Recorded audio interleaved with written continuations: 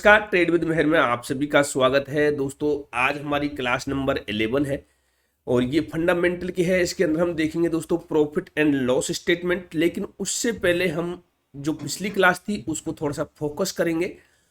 पिछली क्लास में हमने सीखा था बैलेंस शीट के बारे में कि बैलेंस शीट को हम किस तरह से देखते हैं, क्या हमारे को देखना होता है। देखिए, बैलेंस शीट से पता चलता है कि कंपनी किस तरह की है और आगे चल के ये किस तरह का व्यवहार करने वाली है, ये पता चलता है आपको प्रॉफिट लॉस से। अभी बैलेंस शीट जब को आप देखोगे तो आपको ये पता चलेगा कि कंपनी का खुद का क्या है और कंपनी ने कितना उधार लेके लगा रखा है। और प्रॉफिट लॉस स्टेटमेंट से आपको पता चलेगा कि कंपनी आपकी किस तरह की वर्क कर रही है और आगे किस तरह से वर्क कर सकती है, उसका पता चलेगा आपको कैश फ्लो स्टेटमेंट के अंदर। लेकिन आज हमारा जो चैप्टर है वो है प्रॉफिट लॉस स्टेटमेंट का। मैंने आपको 3 टॉपिक्स बताए थे, balance sheet, profit loss statement और कैश फ्लो स्टेटमेंट। ये तीनों एक दूसरे को आपस में सहयोग करते हुए चलेंगे। हम तीनों को इनको एक साथ में लेके चलेंगे थोड़ा थोड़ा, तभी जाके आप इसको समझ पाओगे पूरे। तो हमने बैलेंस शीट ऑलरेडी देख ली है और बैलेंस शीट में हमने देखा मेन पार्ट क्या था। बैलेंस शीट के अंदर पार्ट था कि कंपनी के ऊपर लोन कितना है, वो चीज हमको देखनी है। जिस कंपनी के ऊपर लोन कम है तो वो कंपनी अच्छी है, जिसके ऊपर लोन ज्यादा है। देखिए, लोन हो सकता है लेकिन उसकी कैपिटलाइज देख जाएगी, उसकी कैपिटलाइज कितनी है कंपनी की। आज हम जो देखेंगे वो ये देखेंगे कि कंपनी किस तरह का प्रॉफिट कर रही है और आगे किस तरह का प्रॉफिट कर सकती है। तो यहां से आपको देखना है कुछ की एंड टर्म्स हैं, जैसे कि आपके सामने नंबर 1 पे दिखाई देगा ईबिटा। ईबिटा क्या है? Earning before interest and tax depreciation operational profit. तो यह है ईबिटा। इसका मतलब है कि आपकी कंपनी ने कितना प्रॉफिट अर्न किया टैक्स देने से पहले या इंटरेस्ट देने से पहले, और कोई डिप्रिसिएशन जो मतलब आपका ऑपरेशनल प्रॉफिट कितना है। कहने का मतलब कि आपने उसमें से क्या दिया उसको छोड़िए, सबसे बड़ी बात है कि आपका ऑपरेशनल प्रॉफिट क्या है, आपने ओवरऑल प्रॉफिट कितना किया। टैक्स बाद में देंगे, इंटरेस्ट बाद में देंगे, लेकिन क्या हमको ऑपरेशनल प्रॉफिट मिल रहा है या नहीं मिल रहा है। तो ये ईबिटा से पता चलता है। एक आता है ईबिट दोस्तों, earning before interest and tax. इसमें भी बताया गया कि कंपनी की अर्निंग कितनी है बिफोर टैक्स एंड इंटरेस्ट से पहले। दूसरा है दोस्तों PBT, profit before tax, tax देने से पहले हमारे को कितना प्रॉफिट हो रहा है। और मेन पार्ट है आपका पीएटी, प्रॉफिट आफ्टर टैक्स। जो सबसे इंपॉर्टेंट पोर्शन है इस कंपनी का, इस शीट का, वो रहेगा दोस्तों पीएटी, प्रॉफिट आफ्टर टैक्स। देखिए आपने क्या किया, कितना कमाया, कहां से आया, कोई मतलब नहीं।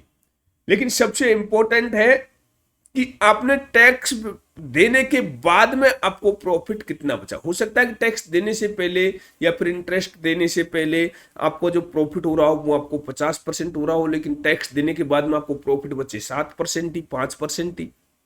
तो वो चीज बताएगी हमारे को पीएटी, प्रॉफिट आफ्टर टैक्स। तो आइए दोस्तों एक बार हम चलते हैं क्रोम पर और वहां पर देखेंगे गूगल पर चल करके कि आपको किस तरह से कैश लॉस स्टेटमेंट को देखना है। तो आइए चलते हैं एक बार गूगल पे। और यहां पर मैंने आपको पहले बताया था आपको क्या करना है, स्कैनर के साथ में बिल्कुल दोस्ती कर लेनी है। तो हमको प्रॉफिट लॉस स्टेटमेंट के अंदर जो हमारा सबसे इंपॉर्टेंट पार्ट रहेगा वो पार्ट रहेगा सेल्स का, कि आपकी कंपनी सेल्स कितनी कर रही है।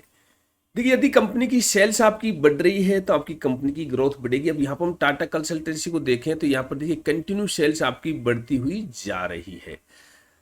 तो सेल्स अगर यदि कंपनी की बढ़ेगी तो आपका प्रॉफिट बढ़ेगा। जब प्रॉफिट कब बढ़ेगा, जब आपकी कंपनी सेल्स करेगी। तो सबसे इंपॉर्टेंट है कि आपकी कंपनी सेल्स करनी चाहिए। सेल्स का असर कहां दिखाई देगा, सेल्स का असर दिखाई देगा आपको चार्ट के ऊपर। देखिए जैसे जैसे आपकी सेल बढ़ेगी वैसे वैसे आपका चार्ट ऊपर जाता हुआ आपको दिखाई देगा। तो ये असर कहां पर आएगा दोस्तों, चार्ट पर आपको स्पेशली दिखाई देगा सेल का असर, कि आपकी कंपनी किस तरह की ग्रोथ करती है उसका पता चलता है कंपनी की सेल्स कितनी है। इसके बाद हम देखते हैं कि चलो कंपनी सेल्स तो कर रही है लेकिन कंपनी के एक्सपेंसेस कितने, कंपनी के खर्चे कितने। तो ये एक टेक्निकल कंपनी है जिसको हम कहते हैं सॉफ्टवेयर बनाती है, इस तरह की कंपनी है, तो दोस्तों इसमें कोई ज़्यादा खर्चा नहीं होगा। मटेरियल कॉस्ट देखें तो मटेरियल कॉस्ट इसकी बिल्कुल जीरो है। मैन्युफैक्चरिंग कॉस्ट है तो इसमें अब 2-3% की समथिंग मैन्युफैक्चरिंग कॉस्ट आ रही है। एम्प्लॉय कॉस्ट देखें तो यहाँ पर एम्प्लॉय कॉस्ट ही आपको मिलेगी। देखिए एम्प्लॉय कॉस्ट कितनी है, इसमें 58% एम्प्लॉय कॉस्ट है, क्योंकि यहाँ इसमें एम्प्लॉय ज्यादा होते हैं, एम्प्लॉय ज्यादा सैलरीज के एम्प्लॉय होते हैं। और अदर कॉस्ट इसकी आएगी वो कुछ भी नहीं है, 14-15% की अदर कॉस्ट है, जिसमें और भी कई चीजें हैं, एम्प्लॉयज को हायर करके रखना या फिर। अब सबसे बड़ी बात है इसमें ऑपरेटिंग प्रॉफिट आपका कितना है। जो हम ईबिटा देख रहे थे वो कितना है, कि ऑपरेटिंग प्रॉफिट आप देख के चलिएगा परसेंटेज वाइज ऑपरेटिंग प्रॉफिट आपको कितना दिखाई दे रहा है, 27-28% इसका ऑपरेटिंग प्रॉफिट दिखाई दे रहा है। तो ये बहुत बढ़िया प्रॉफिट आपको दिखाई दे रहा है। इसको आप पेयर्स कर लीजिए, अब दूसरी कंपनी के साथ में आप इसको मैच भी कर सकते हो, इसके जो साथ की कंपनी है उसको आप मैच कर सकते हो, उससे आपको पता चल जाएगा कि उस कंपनी की ऑपरेटिंग प्रॉफिट क्या है और इसकी प्रॉफिट क्या है। तो यहाँ पर हम दो चीज देखेंगे, एक तो कंपनी को हमको मैच करना दूसरी कंपनी से, तो हम एक पेयर्स की कंपनी देख लेते हैं। इसकी पेयर्स की कंपनी कौन सी है, जैसे इन्फोसिस कंपनी है इसके पेयर्स की। अब इन्फोसिस को हम देखें तो इन्फोसिस में अब आपको पता चलेगा दोस्तों, इसके पेयर्स की कंपनी में सब सीधा चलते हैं प्रॉफिट लॉस स्टेटमेंट पे, इन्फोसिस के पे। अब इन्फोसिस के प्रॉफिट लॉस स्टेटमेंट में अपन चलेंगे तो पहली बात तो ऑपरेटिंग प्रॉफिट इसमें देखिए, वही उसका कितना है 28-29-30% चल रहा है। इसका कितना चल रहा है 24-25 के समथिंग इसका चल रहा है ऑपरेटिंग प्रॉफिट। तो ऑपरेटिंग प्रॉफिट का मतलब है कि इनको जो काम करने के बाद जो उनको प्रॉफिट मिल रहा है वो 24-25% के आसपास मिल रहा है। अब हम यहां पर देखें एक्सपेंसेज में, इन्फोसिस का एक्सपेंसेज देखें तो दोस्तों एम्प्लॉय कॉस्ट कितनी है, वही 55-56-54% के आसपास है। मां थोड़ी सी ज्यादा, मां कितनी 58% है, लेकिन ऑपरेटिंग प्रॉफिट इनसे ज्यादा है। तो आपको ये चीज भी मैच इसमें करके देख लेनी है कि सबसे इंपॉर्टेंट पार्ट्स इसमें आपको दिखाई देगा सेल्स और ऑपरेटिंग प्रॉफिट। जो ऑपरेटिंग प्रॉफिट परसेंटेज है वो आपको दिखाई देगा, कम से कम 25 से ऊपर इसका परसेंटेज रहे तो ये और भी अच्छी होती है। अब अपन चलते हैं दोबारा से टाटा कंसल्टेंसी पे और देखते हैं क्या टाटा कंसल्टेंसी में आपको और इसमें क्या क्या देखना है। अब देखिए इसमें आपने ऑपरेटिंग प्रॉफिट देख लिया, ऑपरेटिंग प्रॉफिट देखने के बाद में एक्सपेंसेस देख लिए। अब इसकी इनकम देखते हैं कि इसमें और इनकम कहाँ से हो रही है, जैसे और कहीं अदर से इसको इनकम आ रही है, जो कोई इन्वेस्ट कर रखा है वहां से भी इनको इनकम आती है। इंटरेस्ट कितना देते हैं, ध्यान रखिएगा इंटरेस्ट कितना देते हैं, ये इंटरेस्ट कितना दे रहे हैं 791 करोड़ रुपए इंटरेस्ट दे रहे हैं ये, तो 791 करोड़ कुछ ज्यादा नहीं है। डिप्रेशियंस कितना है, जो आपका प्रॉफिट है उसको हम घटाएंगे तो डिप्रेशियंस कितना है दोस्तों, डिप्रेशियंस इसमें है 4900 करोड़ रुपए का। तो 49 से देखिए हमको पहले ऑपरेटिंग प्रॉफिट कितना मिल रहा था 66,945, लेकिन ये सब कुछ 4900 इसमें से घट जाएगा क्योंकि डिप्रेशन हो रहा है। क्यों हो रहा है, हो सकता है कि इसमें कुछ और चीजें इनको ऐड करनी पड़ रही हो, तो इसलिए इसका डिप्रेशन होता जा रहा है। डिप्रेशन को ज्यादा बढ़ नहीं रहा है, तो डिप्रेसिएशन इसमें कुछ ज्यादा बढ़ नहीं रहा है, डिप्रेसिएशन भी कंटिन्यू आप देखोगे तो एक जैसा ही रहता आ रहा है इसका 5-7 साल से, तो ये कोई बड़ी बात नहीं है। तो प्रॉफिट बिफोर टैक्स कितना मिल रहा है, टैक्स देने से पहले प्रॉफिट कितना मिल रहा है आपको 26% मिल रहा है। अब देखिए ये पहले क्या था हमारा 27% के आसपास था, फिर इसमें से ये डिप्रेसिएशन हुआ तो इसमें से कितना बच गया 26% बच गया। अब हम नेट प्रॉफिट के ऊपर चलते हैं।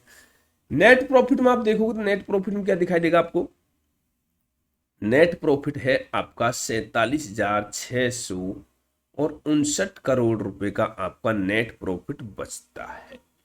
आपका जो प्रॉफिट कितना बच रहा है वो बच रहा है 47,665 करोड़ रुपए के आसपास आपका नेट प्रॉफिट बच रहा है।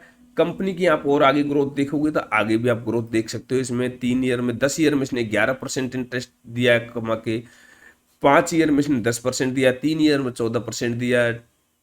कंपाउंड ग्रोथ देखोगे तो दोस्तों 9% से सेल्स देखी थी हमने ये, लेकिन सेल्स इसकी क्या हो रहा है, थोड़ी सी सेल इसकी देखिए 10 साल में बढ़ी है, धीरे धीरे इसकी सेल्स बढ़ती ही जा रही है, बल्कि 3 साल में और भी बढ़ी है इसकी सेल्स। स्टॉक प्राइस आप देखो 10 साल में भी बढ़ती हुई जा रही है इसकी, पिछले साल इसका 22% बढ़ा है स्टॉक प्राइस का। रिटर्न ऑफ इक्विटी ये हम बाद में देखेंगे, उस पर अगले जो हमारा सेशन होगा, अगली क्लास होगी उसमें देखेंगे। तो दोस्तों प्रॉफिट लॉस स्टेटमेंट में आपने देख लिया कि प्रॉफिट लॉस स्टेटमेंट में आपको क्या क्या देखना है। बैलेंस शीट के अंदर जो मैंने आपको बताया सबसे बड़ी चीज कि आपको देखना है कि कंपनी की सेल्स कितनी है, दूसरा कंपनी का ओपीएम कितना है, ऑपरेटिंग प्रॉफिट आपको कंपनी कितना दे रही है, तीसरी बात, नेट प्रॉफिट आपका बढ़ रहा है या घट रहा है, ये चीज आपको देखनी है। यहां से आप देखिए तो आपका नेट प्रॉफिट लगातार कंटिन्यू बढ़ता हुआ आपका जा रहा है। नेट प्रॉफिट में कोई दिक्कत नहीं है। टैक्सेज कितने दे रहे हैं? 26-27% टैक्सेज दे रहे हैं, तो इतना भी कुछ ज्यादा प्रॉफिट टैक्स, ये इतना था 63 था, तो इसमें से इतना इन्होंने टैक्स दे दिया, अभी इतना इसको प्रॉफिट बच जाता। तो आपको लगता नहीं कि एक स्टॉक्स को सर्च करना या फिर उसका एनालिसिस करना काफी आसान है? देखिए आसान है, लेकिन कोई भी इसको एनालिसिस करना नहीं चाहता कि हम इसकी एनालिसिस करें, खुद से स्टॉक्स उसमें बाई करें। तो दोस्तों फिर मिलेंगे अगली क्लास में, वो क्लास होगी हमारी कैश फ्लो स्टेटमेंट की। तब हमारी ये तीनों क्लासें पूरी होंगी, फिर उसके बाद में हम रेशियो की तरफ चलेंगे। तो नमस्कार, फिर मिलते हैं अगली क्लास में।